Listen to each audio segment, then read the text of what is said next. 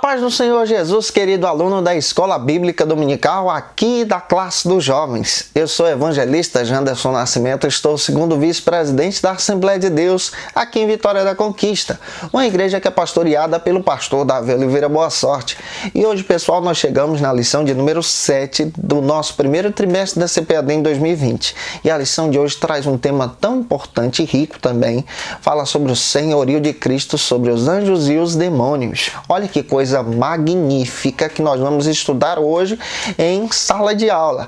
É claro que você que está chegando hoje pela primeira vez, ô gente boa, aproveita, se inscreve no nosso canal, passe a ser um dos nossos alunos, deixa aí o likezinho, o seu joinha, deixa também o seu comentário, tá bom? Faça como esse povo bonito aí, deixa teu comentário, coloca aí de onde você está assistindo, escreve o nome da tua cidade, vou ficar muito feliz em te ter por aqui, que Deus te abençoe, tá?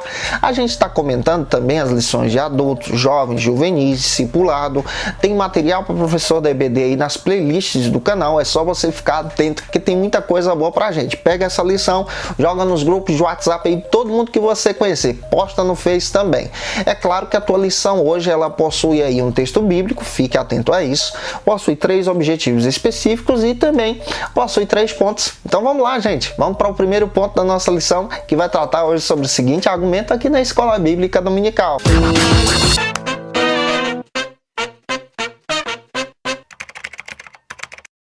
A atuação dos demônios no Novo Testamento. No Novo Testamento, de forma mais clara, a gente acaba percebendo que os demônios têm uma ação maior, uma ação maligna, descrita aí também nas Escrituras. Vamos observar nesse primeiro ponto em 3 subtópicos a respeito desse argumento, tá bom? E vamos descrever também o senhorio de Cristo por cima desses demônios. Olha o que está escrito no primeiro subtópico. As evidências bíblicas e reais a respeito da existência dos demônios.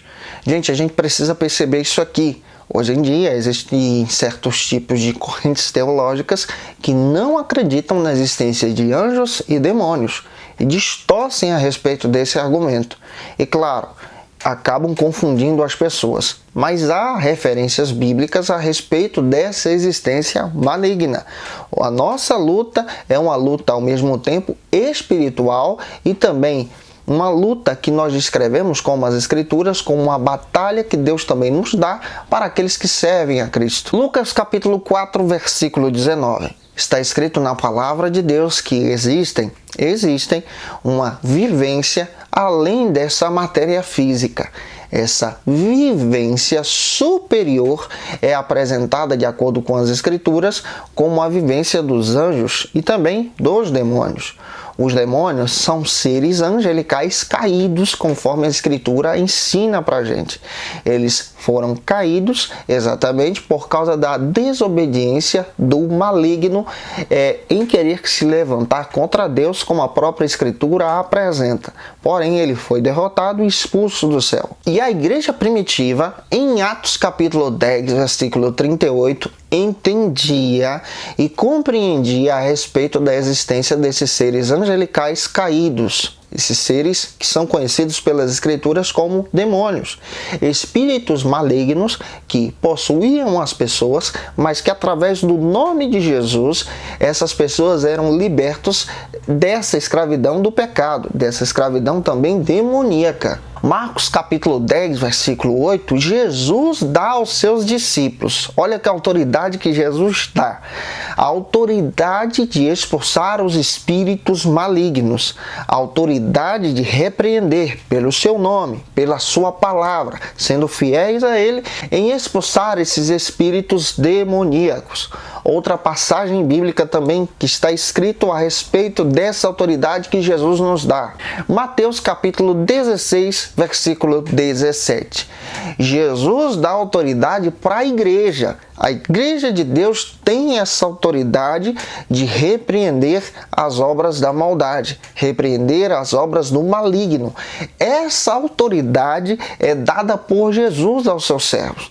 Então, na nossa lição, nós estamos compreendendo já no primeiro subtópico que Jesus é superior aos anjos caídos. O escritor aos Hebreus deixa claro que ele é superior aos anjos celestes também. Como está escrito, por exemplo, na carta aos Hebreus, capítulo 2, Jesus é superior aos anjos, porque existia uma crença, por exemplo, em Israel, em Jerusalém, que os anjos, eles eram seres angelicais e superiores de forma espiritual. E o escritor aos Hebreus faz questão de dizer que Jesus é superior aos anjos, é superior também a Moisés, é superior aos profetas. E essa superioridade de Jesus aqui na nossa lição é para que você entenda que, sendo servo de Jesus, você tem essa autoridade dada por Jesus àqueles que adoram a Ele e servem e propagam o reino de Deus. Vamos avançar agora para o segundo subtópico, que vai tratar sobre o seguinte argumento: as características dos demônios no Novo Testamento. Como o Novo Testamento descreve as características dos demônios, dos espíritos malignos? Vamos observar isso nesse segundo subtópico, tá? O apóstolo Pedro, na segunda carta que ele escreve aos irmãos, em 2 Pedro, capítulo 2, versículo 6, ele faz questão de dizer que uma das características desses anjos caídos, desses demônios, é a rebeldia.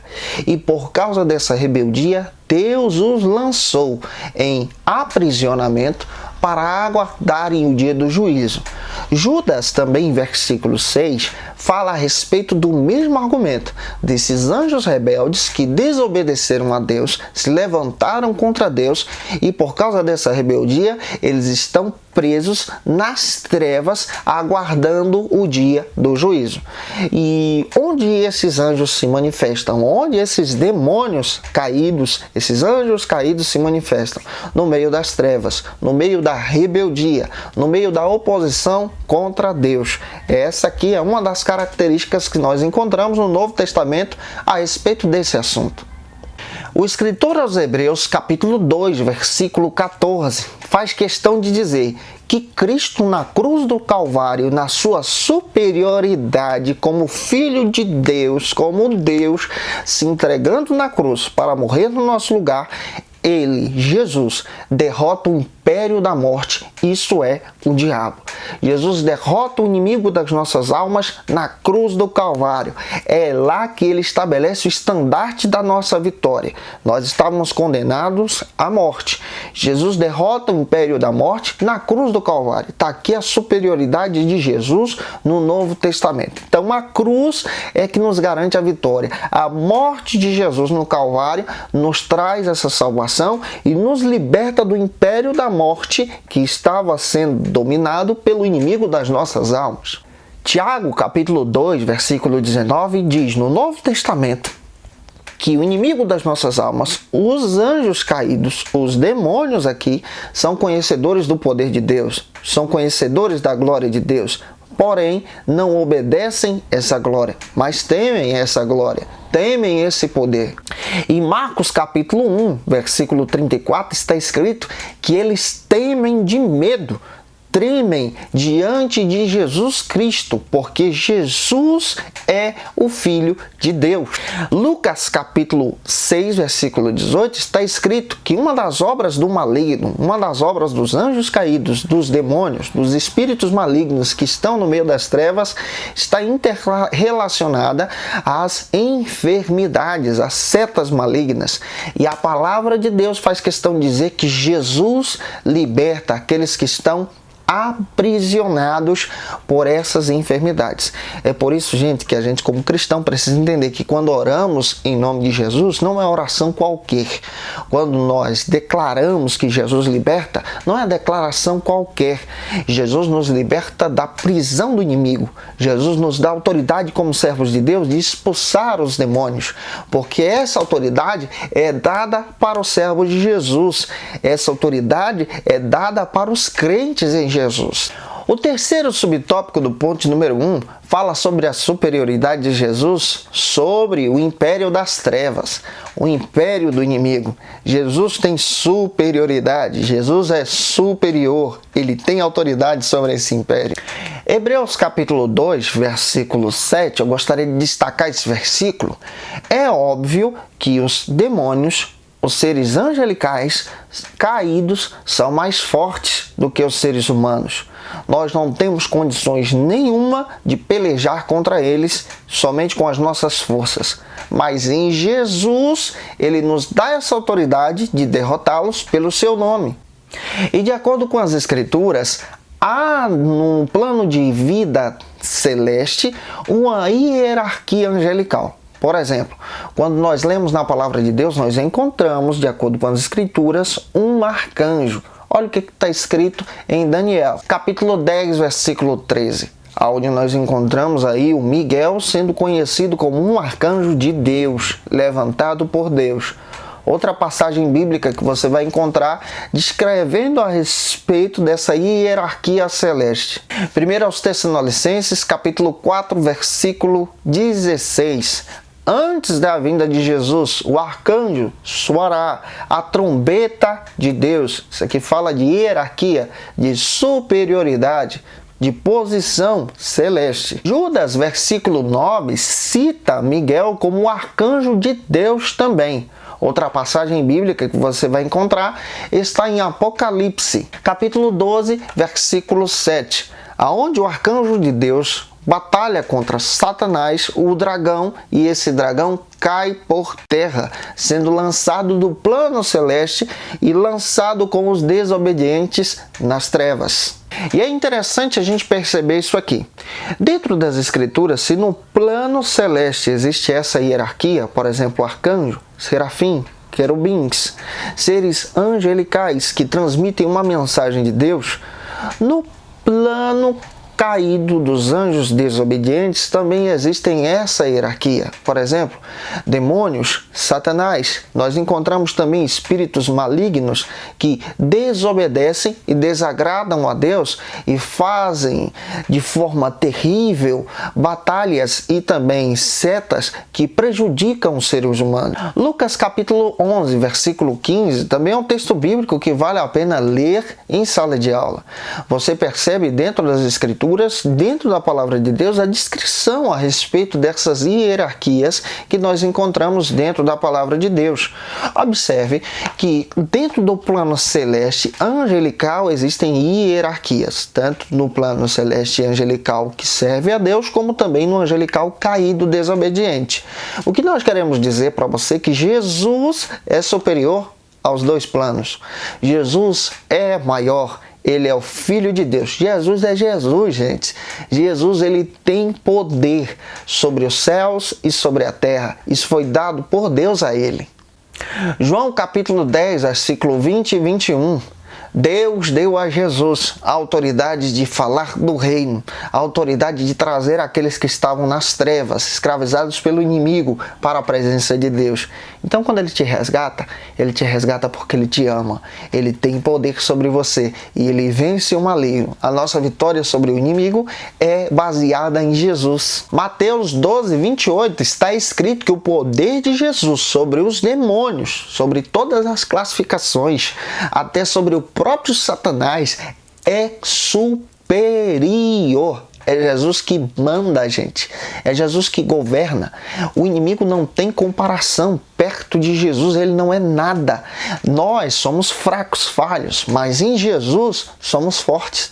É igualmente aquela passagem bíblica de Davi, um menininho enfrentando um Golias. Davi é uma criança, Golias é um gigante, mas com Jesus, com Deus, com uma pedra, pelo nome de Jesus, que representa esse nome, nós temos a condição de derrotar o inimigo, porque Jesus nos dá essa autoridade. Jesus nos garante essa salvação. Jesus nos garante também essa autoridade. É por isso que o inimigo fica tão furioso com o plano que Deus estabeleceu para a tua vida e para a tua família também. Vamos avançar agora para o segundo ponto da nossa lição, que vai tratar sobre o seguinte argumento aqui na Escola Bíblica Dominical da classe dos jovens. O endemoniado de Gadara. Esse é o segundo ponto da nossa lição. Vamos observar uma passagem bíblica onde Jesus age na libertação de um homem que estava aprisionado pelo inimigo.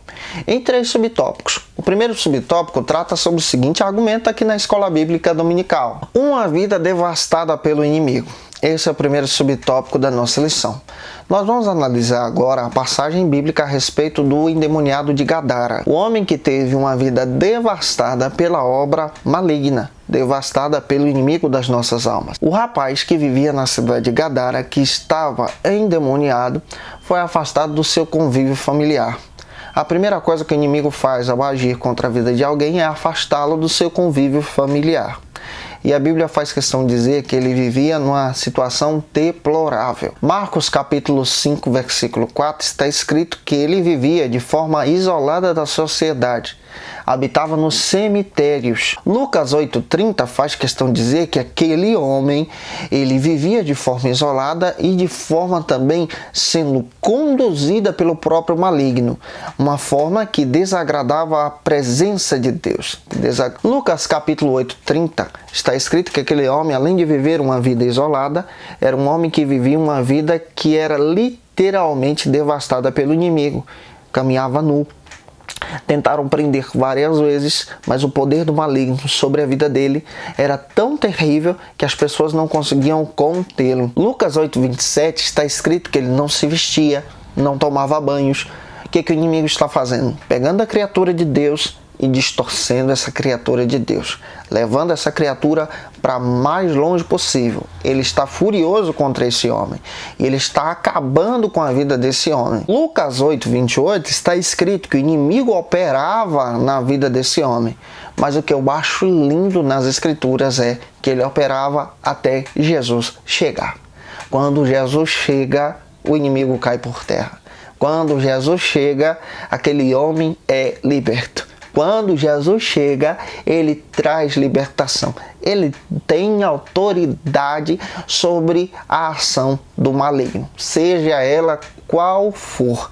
Seja ela, por exemplo, conduzida por legiões, Jesus tem autoridade. Quando Jesus chega, ele traz libertação. A superioridade de Jesus é magnífica. Mateus capítulo 12, versículo 43 ao 45, também encontramos outra passagem que descreve também a ação do maligno, a metodologia dele na vida de uma pessoa. E esse ataque do maligno contra as pessoas é literalmente com o objetivo de destruí-las, levá-la à morte.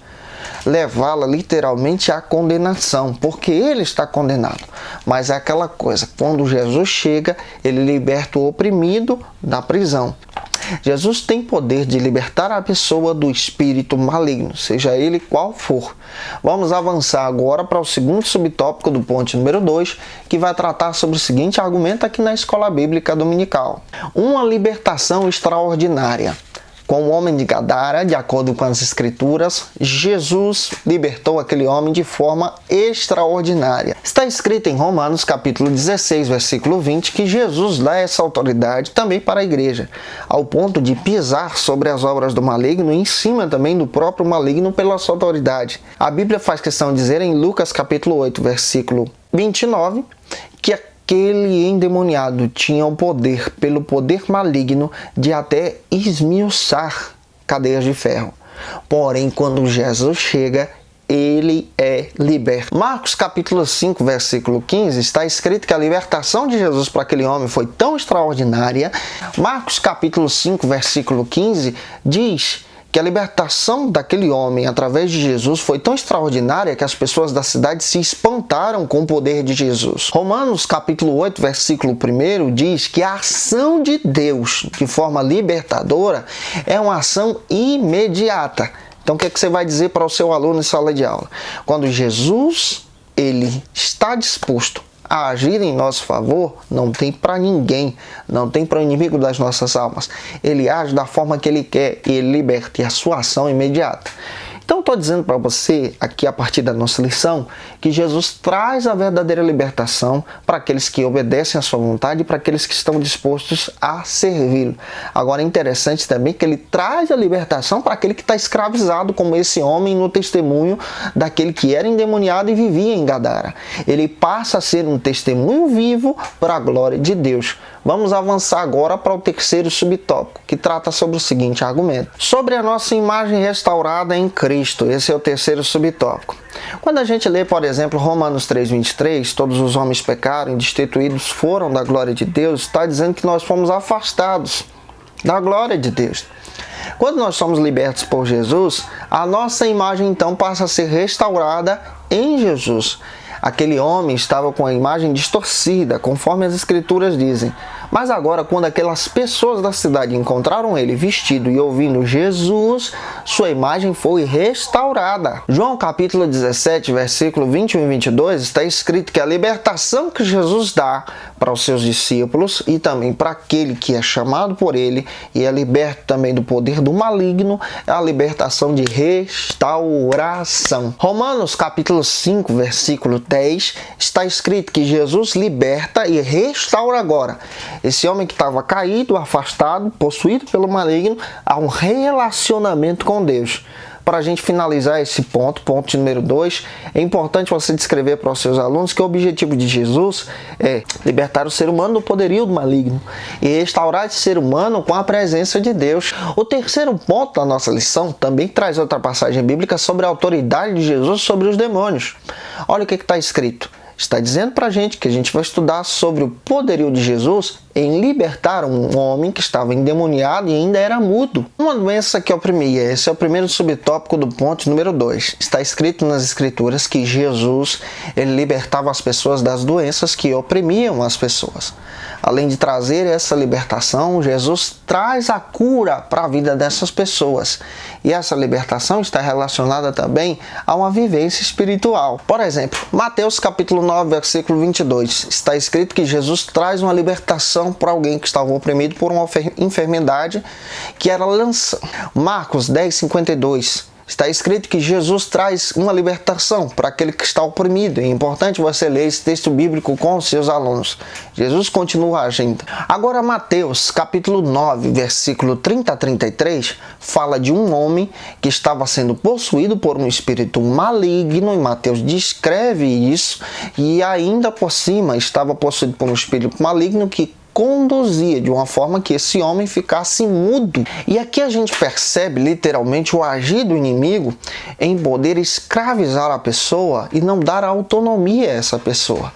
Quando Jesus percebe isso, ele liberta esse homem e ele dá autonomia a esse homem pela autoridade que ele tem, pela condição que ele possui como filho de Deus. E de acordo com a própria Bíblia, a gente percebe pela palavra de Deus que uma das condições que Deus dá para os seus servos, para as suas criaturas, para os seus filhos, é a condição do bem-estar, em poder ser liberto, em ter autonomia para falar, em ter autonomia para ouvir, em ser conduzido por suas vontades, não sermos escravizados. É por isso que a gente precisa entender que a autoridade de Jesus sobre os demônios é uma autoridade magnífica para libertar as pessoas. Vamos avançar agora para o segundo subtópico do ponto número 3, que vai tratar sobre o seguinte argumento aqui na Escola Bíblica Dominical: a manifestação de um milagre. Observe, por favor, Mateus capítulo 9, versículo 33. A manifestação de Jesus em realizar esse milagre é de forma específica, é de forma também maravilhosa. Isaías 43:13 está escrito que ele age da maneira que ele quer, da forma que ele quer e da sua vontade, conforme o seu desejo, conforme o seu pensamento. Jesus age através da vida dessa libertação, da vida desse homem. E a manifestação que Jesus traz para esse homem é uma manifestação curadora, uma manifestação que restaura o homem à sociedade, uma sociedade que estava distante para ele. Jesus, quando liberta a pessoa, ele tem esse objetivo de restaurar do local de onde ela saiu. Vamos avançar agora para o último subtópico da nossa lição, de número 3, que vai tratar sobre o seguinte argumento aqui na Escola Bíblica Dominical: a blasfêmia pelo bem realizado. Mateus capítulo 9, 34. Os inimigos de Jesus, os fariseus, começaram a dizer que Jesus expulsava os demônios pela autoridade dos demônios. Isso aqui é uma blasfêmia, gente. Tudo aquilo que a gente atribui de Deus aos demônios se torna blasfêmia. Zombar das coisas de Deus e atribuí-la a espíritos malignos se transforma em blasfêmia. E de acordo com a própria Escritura, está escrito na palavra de Deus que existe um pecado que é imperdoável. É a ação do Espírito Santo sendo atribuída a uma obra maligna. Cuidado com isso, tá? A Bíblia está ensinando para a gente que as coisas de Deus são realizadas pela autoridade de Deus. E os fariseus religiosos dessa época, infelizmente, estavam blasfemando contra Jesus. Existem hoje muitas pessoas que blasfemam contra Jesus e blasfemam também a respeito das coisas de Deus, dos milagres de Deus, discordando, duvidando e atribuindo os milagres de Deus às coisas malignas. Veja bem, o inimigo é poderoso, mas ele não tem esse poder, ele oprime, ele é maligno. E a Bíblia diz que Jesus nos dá autoridade através do seu nome de expulsá-lo. Em Jesus nós temos a autoridade para a libertação. Por isso, devemos viver uma vida que agrade a Deus. Gente, eu espero que Deus em Cristo fale com você. Um beijo no teu coração e até a próxima aula, se Deus quiser. Nossa próxima aula já está gravada e disponível aí para você, tá bom? Tchau, tchau e até mais, em nome do Senhor Jesus.